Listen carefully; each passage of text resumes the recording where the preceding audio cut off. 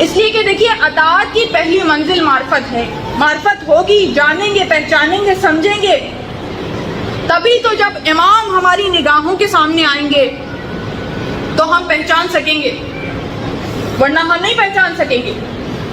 اور علامات میں موجود ہے، روایات میں موجود ہے کہ امام کے آنے سے پہلے کتنے ہی دعوے دار یہ دعویٰ کریں گے کہ میں مہدی ہوں، کتنے ہی دعوے دار یہ کہیں گے کہ میں مہدی ہوں.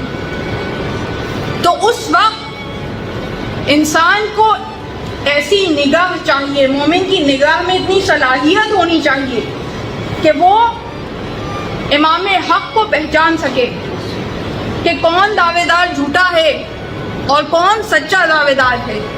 تو علامتوں پہ بھی نظر ہو اور امام کی معرفت بھی ساتھ ہو، اور اس کے ساتھ ساتھ اپنے نفس کی تربیت اس طرح ہو کہ اطاعت امام کر سکیں، اطاعت امام کر سکیں، حکم امام کی عادت ہو. تو انشاءاللہ اس پہ ہم کل گفتگو کرتے چلے جائیں گے، کل گفتگو کرتے چلے جائیں گے. اور اب دامن وقت میں گنجائش نہیں رہے گی، اور بہت سی چیزیں تھیں جو بیان ہونی تھیں، مگر انشاءاللہ کل کی امید باقی ہے.